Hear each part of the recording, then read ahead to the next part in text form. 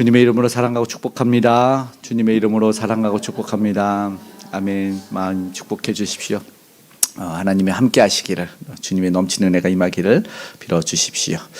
지난 시간에 입다를 통해서 모든 것 가운데 판단하시는 이는 여호와시다라는 말씀 배웠습니다. 들었죠?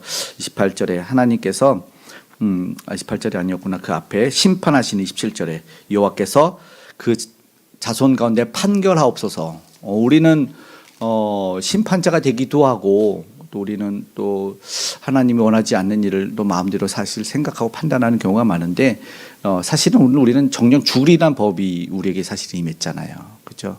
우리는 최초의 인류 아담이 그런 일을 행했는데, 또 다른 법이 있죠. 생명의 법이 오늘 우리에게 전해졌어요. 그것을 잊으면 안 될 것 같습니다. 오늘 우리는 이미 죽을 법 말고 그것을 능가할 생명의 법으로, 오늘 우리는 믿음의 법으로 살아가고 있습니다. 그 사실을 잊지 않고 나아가기 원하는데요. 먼저는 그걸 잊지 않기 위해서는 우리가 관계를 점검해야 되는 사실이 있어요. 입다가 승리를 해야 되죠. 자기가 큰 어깨에 짐을 지금 진 상황인 것 같아요. 하나님에게 나아가 서원을 하면서 오늘 본문을 보는데 뭔가 조금 아쉬움인지 이제 우리가 생각해야 될 부분이 있어요. 점검해야 될 부분이요. 29절에 보니까 이미 하나님은 이 성령을 충만하게 여호와 영을 입다에게 허락해 주셨습니다. 12사사를 본다고 했죠. 사사기에는. 그러나 여호와 영이 임하는 사람은 4명밖에 안 돼요. 그 중에 삼손이 3개를 더 차지하고 있기 때문에 중요한 것은 다 임하지 않았는데도 불구하고 이것만 보더라도 하나님이 함께한다는 놀라운 증거입니다. 그리고 입다가 앞에서 얼마나 이야기를 잘했는지, 얼마나 이 역사적 신앙적 통찰력이 대단한지를 살펴보았단 말이죠. 그런데 입다가 어떤 사람이었나요? 비천한 자였어요. 기생에게 낳은 자라고 출신이 안 좋고, 그러니까는 배경이 안 좋아요. 그러니까 우리는 먼저 이 사사를 보면서 하나님이 일꾼을 택할 때 우리의 기준은 아니다. 그렇죠? 그러니까 우리의 법대로 우리의 생각으로 판단하지 않아요. 그러니까 내려놔야 된다라는 것이죠. 하나님이 그를 통해서 하나님이 영광 받고 인간이 한 것이 아니다라는 거죠. 오늘 우리는 그냥 인간적 기준으로 그 잣대를 들이대잖아요. 근데 그게 아니다라는 것이 출발이에요. 그러니까 환경이 안 좋건 상황이 어렵건 그것으로 인해서 낙담할 필요가 없다. 때로는 상한 심령 있잖아요. 상한 심령이 아프고 힘들잖아요. 그때 은혜가 더 많이 임해요. 인정할 수 있는 것은 우리가 교만하고 우리가 또 완악한 이 굳은 마음이 있기 때문인 것 같습니다. 오늘도 행여나 마음과 상황 가운데 좀 어려움이 있다면 은혜 받을 만한 때구나, 또 내가 성장할 때구나, 이렇게 열린 마음으로 나아갔으면 좋겠습니다. 아멘. 태생 출신 모두 안 좋았어요. 그러나 뭐가요? 하나님의 이름을 부를 줄 알았잖아요. 저들은 못했던 길르앗 장로들에게 여호와의 이름을 말할 수 있는 사람이었어요. 이게 얼마나 멋진 말입니까? 정말 중요한 순간 심판자가, 판결자가 되어달라는 말을 했습니다. 여전히 하나님 말을 높이는 그 사람을 보게 되는데 그에게 바로 하나님이 작정해서 쓴다. 여호와의 영이 임했던 것 같아요. 근데 여호와의 영이 임했다는 것을 보여주면 우리가 이제 다윗의 전쟁도 보고 막 이제 많은 부분을 보지만 그 사람이 초능력자가 되는 건 아니에요. 물론 다윗도 그 골리앗으로 물맷돌로 골리앗을 이제 죽이긴 하지만 그가 초능력을 바라는 그 사람으로 성장하는 것보다는 하나님이 항상, 그도 역시 인간적 한계 때문에 늘 전쟁에 앞서서 하나님에게 엎드리는 모습을 보여주거든요. 그러니까 오늘 우리도 마찬가지인 것 같아요. 하나님이 주도해가는 전쟁이라는 것을 보여주면 우리가 무엇을 할 수 있는가? 우리가 할 수 있는 것은 여전히 하나님 앞에 엎드리고 하나님의 도우심을 구하는 거예요. 어느 순간 내가 이제 막 여러 번 이기잖아요. 그러면 내가 이제 늘 이기는 줄 알고 교만해서 하나님한테 묻지도 않아. 이게 사실 가나안 땅에 들어오자마자 했던 첫 번째 실수였던 거 알죠? 그러니까 적군을 정복해 나가는데 여리고성 무너뜨렸을 때 하나님만 주도하는, 이해되지 않는, 그죠? 여리고성을 돌면서 성이 무너지는 마지막에 와 했더니 무너져 버려요. 근데 그 다음에 아이성은 이게 조그만 성이니까 마음대로 가자 해서 져버려요. 이게 계속되는 실수의 모습이에요. 가나안에 들어와서 정복 전쟁을 하고 하나님의 나라를 이뤄가는 데 가장 큰 실수는 하나님께 묻지 않는 거예요. 관계 점검을 해야 돼요. 우선순위가 무엇인가? 그러니까 여호와의 영이 임했다는 사실 자체가 하나님이 하신다는 거예요. 하나님이 그에게 임재하신 거죠. 하나님이 주도해 가는 거예요. 그거를 우리가 하려면 뭐 해야 되냐면 우선순위를 결정하고 나를 비우고 내려놓는 일을 해야 된다는 거죠. 무엇이 중요할까? 여러분, 이게 순간순간에 이제 우선순위만 잘 정해도 그러면은 그 길이 평안합니다. 그러니까 자꾸 비본질적인 것들을 막 신경 쓸 때가 있어요. 그러면은 마르다 소리를 듣는 거예요. 예배가 먼저인 거죠. 예배 가장 중요한 것이 무엇인가? 오늘 내가 좀 말씀으로 기도로 시작했는가? 오늘 그것이 중요해요. 그 내려놓은 이용구 선교사님 이번에 또 책을 용기라는 책을 한번 더 쓰신 것 같은데 기대에 이어서 계속해서 쓰시고 인도네시아죠. 자카르타 지역에 가서 놀라운 일을 이제 행하고 또 계시더라고요. 몽골 선교사 갔을 때 이제 더 내려놓음이라는 것에서 어떤 기사가 하나 실린 게 이제 첫 번째 쓰신 책이죠. 이제 하버드 박사학위를 내려놓고 몽골 선교사를 갔을 때 그 몽골 지역에서 이제 예배를 하잖아요. 그때도 이제 국제학교를 지어서 이제 했는데 예배 드리는데 한 소녀 이제 몽골 소녀에게 전도를 했는데 이제 그 소녀가 이제 예배 중요함을 이제 했더니 예배 시간에 이제 그 소녀가 온 거예요. 그런데 어떻게 왔냐 했더니 조금 늦었는지 이렇게 와서 어떻게 왔냐 그랬더니 소를 잊어버렸는데 소 찾다가 예배 시간이어서 왔다는 거예요. 그래서 선교사님 깜짝 놀랐다고. 왜냐하면 소가 그 소녀의 전 재산이었대요. 전 재산. 소 없으면 이제 인생은 끝나는 거예요. 근데 예배 시간이 되니까 온 거예요. 그래서 너무나 이게 어떻게 이럴 수 있냐. 이 몽골 소녀의 믿음과 신앙이 정말 놀라서 그냥 계속 예배 내내 그 소녀 걱정도 되기도 하고 막 그랬대. 근데 예배를 마치고 했더니 참 신기하게 예배 그 텐트에서 예배를 드렸는데 텐트 앞에 소가 기다리고 있더래. 그런 이야기가 있다는 거예요. 그래서 하나님의 놀라운 일들을 오늘 우리가 그걸 내려놓지 못한다는 거죠.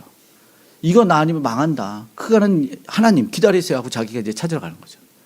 이제 그런 이야기들을 많이 실현하는데 그런 생각이 들어놓은 것 같습니다. 우리는 정말 신앙이라고 하면서 예배를 우선순위라고 하고 하나님 먼저다 하면서 가장 중요할 때 다름이 나타나요. 하나님의 영이 임했는데도 불구하고 이제 그가 보여주는 실수는 뭡니까? 서원합니다.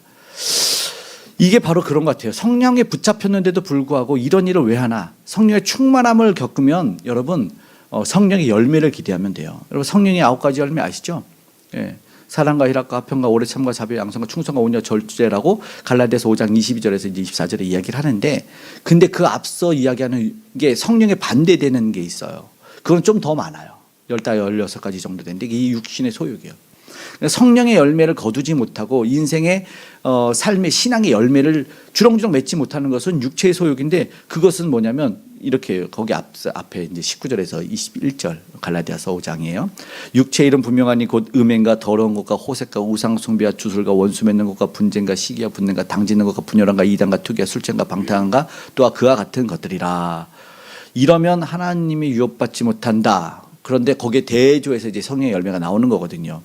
하나님과 관계된 거 우선순위가 무엇인가를 봐야 되는데 하나님과 관계없는 육신 것을 쫓아가다 보면 결국에는 성령의 열매가 맺히지 못한다라는 거죠.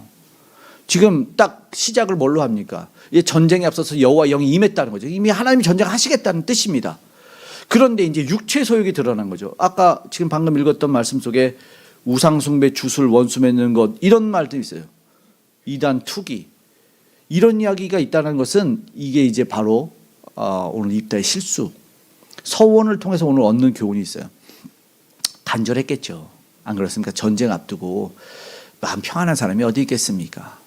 모든 사람의 그 기대와 희망과 때로는 전쟁에 지면은 그냥 미안 이게 아니잖아요. 죽음이거든요. 노예가 되고 인생이 끝나는 거예요. 그런데 앞서 분명히 승리를 보장하는 주의 영이 임했는데도 불구하고 거래를 하는 거죠. 하나님 조건을 거는 거예요. 알았지만 감정에 앞서서 무언가를 하지 말라고 신앙생활 하지 않았습니까? 감정, 들뜬 기분에 아니면 불안한 마음에 이런 얘기를 하면 안 되는데 기도해야 되는 문제죠.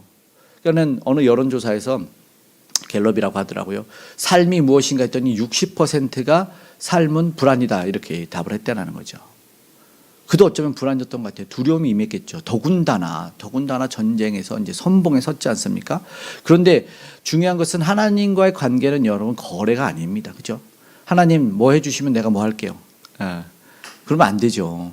그런데 우리는 그런 경우가 종종 있는 것 같아요. 그러니까 사사기의 이 시대가 어떤 시대냐면 이게 중요해요. 오늘 우리에게 주는 교훈 가장 큰 이 당시는 어떤 시대인가? 왜 우리가 참된 구주를 바라봐야 되는가예요. 믿음과 순종이잖아요.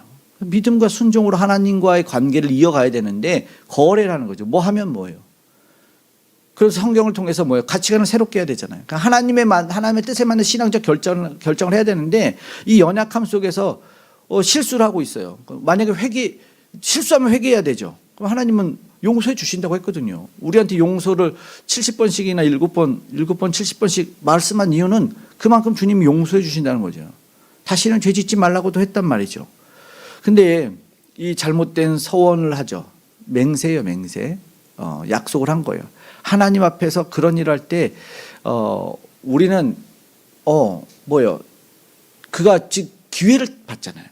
너가 하면 통치자가 될 거고, 너가 전쟁에서 암몬을 물리쳐 주면 네가 이제 우리 지도자가 될 거야. 잘 됐다. 어떻게든 이겨야 된다. 수단과 방법을 가리지 말고 이겨야 된다. 그러니까 기회 잡아라. 이제 위기가 기회가 됐다. 쫓겨났잖아요. 근데 이제 기회가 왔으니까 물 들어올 때 놓아줘라. 그러면서 막 해 나가는 거잖아요. 근데 그러지 않았어요. 우리 주님은 그러지 않았어요. 예수님은요, 그때 오히려 기도하러 가셨잖아요. 노 저었으면 왕 되셨거든요. 오병이어 기적에 사람들이 막 몰려가지고 마음껏 먹고 배부르잖아요. 아니 어떻게 오병이어를 통해서 많은 사람들이 배불리 먹고 그리고 12강주라면서 12제자가 수고한 값까지 받았단 말이죠. 이 놀라운 일이 인간니까 막 사람들이 이건 뭐냐. 이 따를 만한 사람이다. 광야에서 음식을 먹여준 사람이다. 마술인지 뭔지는 모르겠지만 우리는 먹여줄 사람이 이 사람 왕으로 세우자. 사람들이 그를 왕으로 세우려 했는데 예수님이 피해 도망가잖아요. 그때 예수님 만약에 이 인간적인 생각으로 그래 무기 하나씩 들어봐 했으면은 그럼 유대 땅의 통치자가 되실 수도 있었어요. 그렇지 않겠습니까? 그 모든 사람들을 마음을 이미 얻었었어요. 그 당시는. 그런다 그 기적적인 현상으로 주님은 왕이 되려고 하지 않으셨어요. 이미 하실 수 있는데 돌들도 소리치게 할 수 있었어요. 12군다도 더 데려와서 쓰러뜨렸을 수 있었어요. 하지 않으셨다고요. 이 인간적인 통치자와 그리고 우리 주님의 통치가 분명히 다르다는 것을 보게 됩니다. 오히려 모든 것을 내려놓았어요. 베드로한테 칼을 꽂으라고 하셨죠. 이따의 상황을 한번 보시면 어쩌면 이해가 될 수도 있다. 이게 오늘 우리는 우리의 이해겠죠. 선봉에 섰어요. 두렵다고요. 불안한 인생이라고요. 근데 이제 보니까 여기를 잘 이겨내면 신분이 바뀌잖아요. 역전, 인생 역전이죠. 이제 로또의 기회가 왔습니다. 그럼 뭐 자기가 여기서 막 승리하면 존경받는 인물이 되잖아요. 여기서 보니까 20성읍이나 이제 치게 되는 놀라운 역사가 일어나는데 그러기 위해서 이 두려움과 불안을 서원을 통해서 나가요. 하나님 뭐 해주시면 이건 하나님의 약속을 저버린 거죠. 여호와 영이 분명히 임했는데도 전적으로 내가 나를 의지하는 내가 나의 무언가의 행위를 통해서 하려는 해결 방법인 거죠. 신중하지 못했죠. 뭐라고 말합니까? 제일 먼저 맞으러 나오는 일을 번제물로 드리겠다는 거죠. 이런 일을 할 수 있을까? 자신의 승리를 듣고 기뻐할 사람이 나오겠죠. 안 그렇습니까? 가장 기뻐하는 사람. 근데 생각이 짧아져. 아까 말한 감정이 앞섰죠. 그 말씀이 그러니까 이성적이지도 신중하지도 못했어요. 신중하지 않은 맹세. 지키고 안 지키고 오늘 우리도 사실은 지키지 못할 약속들 많이 하잖아요. 그리고 지키지 못하면 이유와 핑계 되잖아요. 그렇잖아요? 안 그러나요?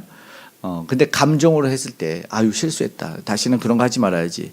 이성적이 못해서 그런 실수를 많이 하는데 많은 실수하죠. 예전에 한 청년 자매가 이렇게 늘 친구들하고 약속 내기를 하는 거예요. 그래서 무슨 내기 할 것 같아요? 젊은 청년들이 내가 다음 주까지 몇 킬로 뺀다. 이런 약속을 해. 그런데 내가 이거를 성공하면 뭐예요? 성공하면 어떻게 한다고 줄 알았어? 친구들한테 그거 보고 되게 의아했어요. 내가 만약에 몇 킬로 빼잖아, 내가 성공하잖아, 그럼 고기 뷔페 가는 거야. 그게 무슨 소리지? 내가 빼면 고기 뷔페가 못 빼면 내가 사고 빼면 니네가 사고 이렇게 하고 내기를 하더라고요. 그래서 결론이 뭐지? 결론은 고기인가? 그런 내기를 막 하는 거 보고 야, 종종 우리가 그런 약속들에 대한 실수 많이 하잖아요. 뭐 우리 이제 믿는 사람들은 종종 안 하지만 세상 사람들은 가끔 막 이렇게 술 취해서 실수하면은 이제 막 그 애인에게나 이제 아내에게 내가 다시는 술 안 먹게, 내가 이제 다시는 술 먹으면 내가 개다 막 이렇게 말하고 알죠? 다음 날 띵동 하면 멍멍 이렇게 들어와요. 이게 참 연약해. 그러니까는 우리는 내가 지킬 수 있는 약속이 한계적인 것 같아요. 그래서 연약함만 발견하는 것 같아요. 중요한 것 같아요. 인간 연약해요. 서원을 합니다. 불안한 이유라고 봐줘야겠죠. 근데 승리가 어디서 온지 이미 딱 시작됐죠. 여호와 영이 임했다. 임해요. 그런데 보십시오. 그러니까 결국은 여호와께서 그들을 손에 넘겨주셨다는 32절의 말씀과 함께 하나님이 주신 승리를 한번 보십시오. 33절에 매우 크게 무찌르니 놀랐습니다. 20성읍을 칩니다. 어마어마해. 여호와 영이 임했기 때문이에요. 큰 용사의 큰 승리죠. 일단은 앞에서 얘기했지만 아모리 족속의 땅을 누가 넘겨요? 이스라엘 하나님이 넘겨주셨다 이야기를 했잖아요. 그러니까 상황 자체를 자기도 신학적으로 아니면 역사적으로 봐서 그 해석은 승리라는 것은 그리고 그 땅을 주시는 분은 하나님이다라는 고백이 있었습니다. 그랬잖아요. 그러니까는 승리가 하나님에게 있는 게 맞았어요. 그도 알고 있었어요. 그럼 우리의 삶 속에서도 사실은 우리가 있는 것이 뭐냐면 문제 앞에서 자꾸 하나님을 멀리하고 내가 우리 인간적으로 해결하라는 거죠. 그 문제도 소망도 하나님에게 두어야 되는 거예요. 그러니까는 하나님께 속한 일, 이건 하나님이 하실 일인데 우리가 해결하려고 하면은 힘만 들어요. 마음만 상하고 하나님에게 다 내어 맡길 수 있기를 바랍니다. 그런데 이제 참 문제가 뭐냐면 딸이 나와요. 딸. 이게 성경이 여기서 이제 사사기에 성경이 이제 몇 가지 난해 구절이 있는데 딸이 나왔는데 34절에 그의 딸이 뭐래요? 춤추며 나와 소고를 잡고 춤추며 나와서 영접하니 그는 뭐예요? 그의 정말 아끼는 딸이 나온 거예요. 35절에 이 입다가 이 상황을 보면서 자기 옷을 찢었어요. 하나님 내게 승리를 주시면 가장 먼저 승리를 영접하러 나오는 그 사람을 번제로 드리겠습니다라고 했는데 가장 먼저 나온 사람이 딸이야. 설마 이제 생각을 해봐야죠. 이제 우리가 입다를 좀 이렇게 여태까지 지금 좋았잖아요. 분위기 잘했잖아요. 이미지 엄청 좋았는데 갑자기 이상해졌어요. 그러니까 이해를 한번 해보자고요. 서원했을 당시에 내가 승리하면 기뻐하는 게 우리는 번제와 제물을 알잖아요. 소나 양을 드리잖아요. 그러면은 야 입다가 승리해서 돌아온다 했을 때 소와 양이 막 춤추면서 나올 거라고 생각을 했을까요? 와 그런 생각을 안 했을 거 아니에요. 그러면은 사람일 거라는 걸 뻔히 알잖아요. 근데 거기서 승리의 이제 개선물을 통과하는 것 때문에 승리하면은 종들이 앞장서서 나를 따르라 해서 야 우리 입다 주인님이 이기셨다 이러시지 않았을 거 아니에요. 영향력 있는 사람. 그 말 자체는 입다도 사람이라는 거는 인지했을 거고 소는 아닐 거잖아요. 소가 기뻐서 소고를 들고 오진 않을 거예요. 그러면 사람인데 영향력 있는 사람. 그러니까는 하나님에게 드리는 가치 있는 제물을 드려야 되니까 영향력 있는 사람이 승리의 노래를 압도해서 이제 주도해서 나올 거라는 거 알아야 됐잖아요. 그러면은 이제 정치적인 관계 속에서 누가 나올 거라고도 우리는 좀 봐줄 수 있겠지만 중요한 것은 영향력 있는 인물이라는 걸 왜 예측을 못했을까? 하나님 나도 가치 있는 걸 드릴게요라고 했을 거 아닙니까? 그잖아요. 그러면 충분히 이해할 수 있는데 자신에게 소중한 사람, 영향력 있는 사람일 텐데 이게 이해가 안 된다는 거죠. 여기 뭐가 있냐면 그런 사람을 번제로 한다는 것은 사실은 이제 많은 해석 가운데 이방 종교가 있어요. 민수기 레위기 이 앞서 보면은 몰렉 신의 이제 이방 그 인신 제사를 받는 그런 이야기가 있어요. 이제 민수기 30장 민수기에도 이제 좀 이따 보겠지만 레위기에도 있고 그런 인신 제사를 하지 말라 그랬는데 이거를 했다는 거는 그에게 어떤 가나안 정착의 신앙이 숨어 있었다는 거죠. 의연죽의 그 불안 속에 우리가 여러분 불안이 두려움이 굉장히 무서운 이유가 뭐냐면 잘못된 것을 갖고 와서 신앙인 척 해버릴 때가 있다는 거죠. 그러니까는 재물이 분명히 사람이라는 걸 인지했을 텐데 이스라엘은 재물이 사람이 없었어요. 그랬는데 그걸 충분히 예상되는 순간 잘못된 서원을 해버렸다는 거죠. 이스라엘에 존재하지도 않는 이런 법을 지켜야 될까? 촌종 누르고 멍멍 내가 왔어요 멍멍 해야 되나? 잘못된 서원을 한 거죠.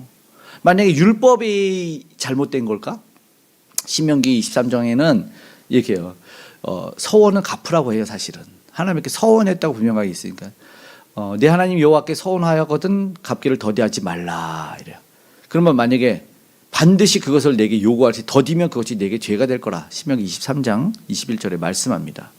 그리고 서원하여 입으로 언약한 대로 행할지라라고 말을 해요. 그래서 서원 자체는 분명히 지켜야 되는 게 맞습니다. 서원을 서원이 가벼우니까 막 마음대로 하지 않아야 되는 거예요. 그래서 신중함과 조심함이 있어야 돼요. 잠언에도 말해요. 20장 25절에 함부로 이 물건은 거룩하다 하여 서원하고 그 후에 살피면 그것이 그 사람에게 덫이 되느니라. 거기에 매여버리는 거죠. 잘못해서 말해버리면. 그러니까 지혜롭지 못한 서원을 우리가 할 수 있는데 그 서원이라는 것을 보지만 그 안에 내면에 뭐가 있냐는 거죠. 물 들어올 때 노젓는 거예요. 승리를 해야 되는 거죠. 반드시 이겨야 되니까 내가 뭐라도 던져내야 된다는 거죠. 그거예요. 결국은 그 서원 때문에 결국은 성경은 경고를 하는 거죠. 우리에게도 그럴 수 있다. 아까 말한 레위기 18장 21절에 너는 결탄코 자녀를 몰렉에게 주어 불로 통과하게 함으로 내 하나님의 이름을 욕되게 하지 말라. 나는 여호와이니라. 하나님의 이름으로 인신제사를 드리지 말라 그랬어요. 불 통과하게 하는 거는 사람을 태우는 번제를 드린다는 뜻이니까요. 그렇게 하지 말라. 계속해서 이제 레위기 20장에도 만약에 그렇게 하면은 몰렉을 음란하게 섬기는 모든 사람을 그들의 백성 중에서 끊으리라. 이렇게까지 말하면서 아주 강한 경고를 했다는 거죠. 이해가 안 되죠, 사실은. 역사적인 모든 배경을 알고 있었던 이 입다가 왜 이런 이야기를 했을까? 성경은 어쨌든 사람의 재물, 인신제사는 거부합니다. 우리가 서원을 드릴 때 더군다나. 그러니까 입다의 서원은 문제가 있는 거예요. 무슨 말씀을 드리냐면 여러분 도박을 하다가 빚을 지면 그 돈을 안 갚아도 된답니다. 왜요? 도박이 불법이니까. 그러니까 불법을 법적으로 해결하려고 하면 안 되겠죠. 이 뜻이요. 불법은 불법인 거예요. 그러면 실수잖아요. 그럼 뭘 해야 되냐? 이게 또 성경에 있어요. 실수했을 때 어떻게 해야 되냐? 아까 말한 레위기 27장이나 민수기 30장에 서원에 대한 값을 치르고 용서해 주시는 하나님 앞에 나아가야 되는 거죠. 이게 법이 없는데 내가 실수했잖아요. 거기에 대한 값을 치르면 되겠죠. 불법이잖아. 없는 법을 하는 건데 취소하죠. 취소법이 있어요.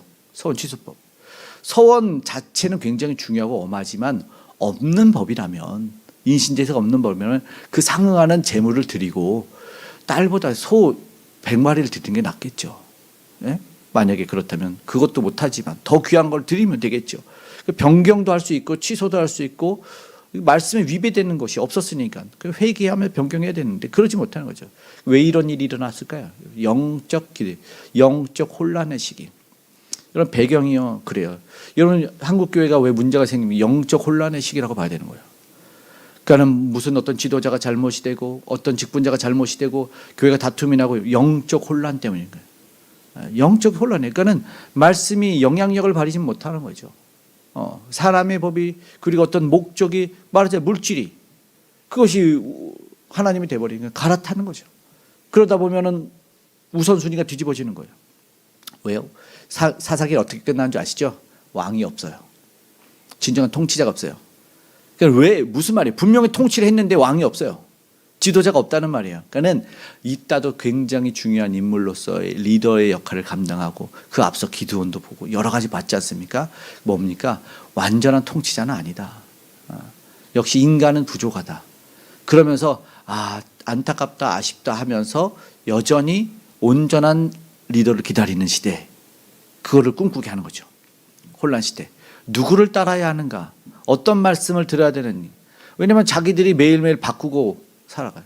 갈아타는 거죠. 쉽게 갈아타는 거죠. 안 그렇습니까? 길러 내쫓았다가 다시 왔잖아요. 뭐예요? 입에는 달면 삼키고 쓰면 뱉는 이런 모습이 여전히 똑같은 영적 어두운 시기였어요. 법이 없잖아요. 그 법대로 하자. 똑같습니다. 여전히. 그러니까는 구원을 누가 베풀어 주냐면 하나님이 베풀어 줬다고 분명히 하는데도 자기들이 하는 거는 어이없는 일들이에요.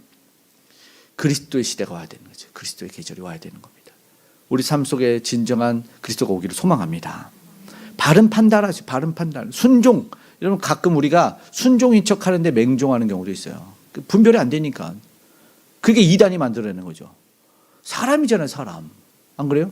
우리나라에 그리스도가 50명, 49명?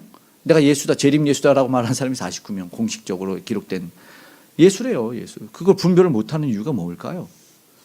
그러고 나서 하면은 다 맹종이잖아요. 우리 뭐 이단이라고도 할 수 없어. 완전히 사이비죠, 사이비. 인간 교주, 뭐 JMS 뭐 이런 경우가 있는데. 그걸 보면은 감옥에서 내려주는 말씀을 하달받는데 그 교회들은 성도들이 뭐 10만 명이 넘잖아요. 그리고 뭐 어머니의 하나님인 저기 뭐냐 하나님의 교회, 하나님의 교회. 어머니 하나님이시라. 그 인성의 하나님의 속성이 영이신 하나님이 인간으로 만들어서 어머니, 그 어머니가 계시대 어머니. 그리고 남자 여자 있으니까 그 어머니가 그 따스함 무슨 책자나 어떤 글에서 봤더니 어머니가 우리를 보살펴 주시고 키워 주시고 위험할 때 괴력도 발휘하는 게 어머니라는 거예요. 어머니 하나님을 믿고. 아버지 하나님이었잖아요. 원래는 아버지 하나님이셨는데 라면 먹다 돌아가셔가지고 소송했잖아요. 대학 교수가 그 아버지 하나님은 그래도 거기 성도가 20만 명인가 된다 그래. 왜 그러니? 왜 이해되지 않아요. 그 아무튼 라면 먹다 죽었다고 그 말했더니 대학 교수를 거기서 고소했어요. 어떻게 됐겠어요? 대학 교수가 이겼죠 뭐. 맞네, 라면 먹다 죽은 거. 국수인지 라면인지. 그랬죠. 하나님이 죽었어요, 라면 먹다가 거기는. 그렇게 만들어낸 이유가 뭘까요? 맹종이에요. 그리고 가끔 그러면 협박한대요. 말씀으로 협박. 하면서 이러면 죽는다고 그러고. 이게 참 오늘 우리가 진짜 분별해야 될 상황인 것 같아요. 우리가 이겨내야 됩니다. 이겨내야 돼. 그래서 얼마 전에 우리 교회 이제 오라고 그래서 어떤 사람이 왔어요. 그래서 왜 왔냐 그랬더니 어떤 사람이 요한계시록 말씀 알려주면서 이제 마지막 때 갔으니까 교회 가라 그랬대요. 그래서 왜 우리 교회 왔냐 그래서 그 가까운 데가 우리 교회 돼서 그러면 우리 교회는 괜찮냐 했더니 그분께서 말씀하기 아직 배도 안 한 교회라고 가라고 그랬다는 거예요. 맞는 말이기도 하고 안 맞는 말이기도 하는데 좀 기도를 많이 하고 있어요 지금. 난해구절이에요. 이거 난해구절이고 난해 상황입니다. 이 세상이 난해합니다. 입다의 딸이 행동이 옳을까요? 자기를 죽이래요. 말씀 보십시오. 여기서 아버지 죽이래요. 아버지의 말씀이 작지 않으니까는 날 죽이래요. 그녀는 아버지의 서원을 귀하게 여기는 거죠. 이제 잘 보십시오. 이 사사기 요 내용 굉장히 또 난해한 이야기들이 나오는데 답을 먼저 드리자면 지도자와 그 하나님이 앞서 세운 남자의 역할의 무능함을 보여주는 겁니다. 이제 앞에서 보십시오. 이 첩을 찾으러 가는 제사장 이야기가 나와요. 거기도 나와요. 거기도 남자의 무능함, 그리고 세운 리더의 무능함. 이게 뭐예요? 창세기의 무능함이 동일하게 반복. 죄와 타락이다라는 거죠. 분명하게 보여주는 거죠. 아버지가 말씀했으니까 지켜야 된다는 거를 딸이 얘기해서 자기가 죽겠다는 거예요. 순종인가 맹종인가는 떠나서 지금 세운 지도자의 역할을 못하고 있다는 거죠. 리더 역할을. 그러니까는 이 서원의 중함은 딸은 알고 있어요.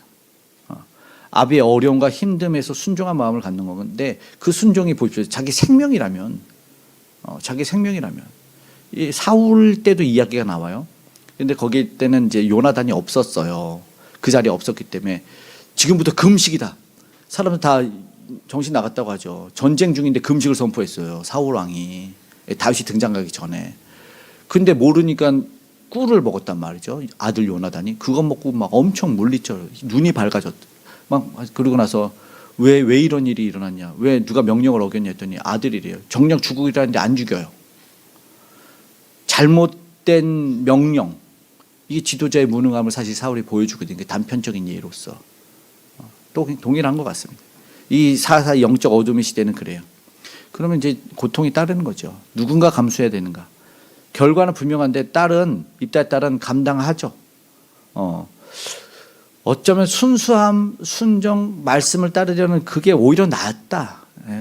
시대에는 왜냐하면 서원이건 하나님에 대한 우선순위건 다 낮춰져 있잖아요. 하나님이 어떤 분인지를 잘 모르고, 그렇죠? 내 기준에 하나님을 갖다 놨잖아요. 내 생각에 갖다 놨. 굉장히 어려워요. 솔직히 어려워. 하나님을 내 기준을 넘어서 생각해 난다는 것이 굉장히 어려워요. 그래서 오늘 우리는 겸손하게 말씀 앞에 엎드려야 되고 나를 깨는 게. 제가 어제 새벽인가에 가장 큰 기적은 뭐라고 했어요? 우리 이 땅에서 가장 큰 기적, 어마어마한 기적 뭐입니까? 막 천둥 번개 치고 막 불내려? 아니요. 내가 변화되는 거예요. 저 말고 여러분도 포함입니다. 우리 모두가 변화되는 게 가장 큰 기적이에요. 안 그래요? 절대 안 깨지는 바위가 있어요. 나라는 바위. 안 바뀌어요. 근데 내가 변화되는 게 기적이에요. 그때부터 기적이 시작됩니다. 그래, 영적 혼란의 시계 보게 돼요. 모세 율법을 무시했던 영적 어둠 맞죠? 모세는 몰래에게 드리지 말라 그랬거든요. 어느 정도 알았는데 왜 끝까지는 몰랐을까요? 아까 말한 지도자, 남자, 먼저 리더로 세웠죠. 우리의 통치자가 되어달라고 했는데 그 통치를 잘못했잖아요. 분명히 하나님은 어떤 사람을 써서 그런데 입다 자체가 비주류의 사람이었죠. 근데 비주류 사람을 들어 쓰시죠. 비주류의 사람을 영광받게 해요. 사사기의 아버지 야엘, 염소라는 여인이 시스라를 죽인다고요. 말뚝으로 이해되지 않는 비주류의 사람들이 등장을 해서 이 여전히 계속 그렇게 보여주는 거예요. 그러니까 지도자의 타락, 리더의 몰락, 당시만 보여주는 거예요? 아니면 지금도 그래요? 지금 세상에서 왜 우리 그리스도 교회 다니는 사람 왜 욕해요? 많이 욕하죠? 교회 다니는 이 좋은 사람들 왜 욕합니까?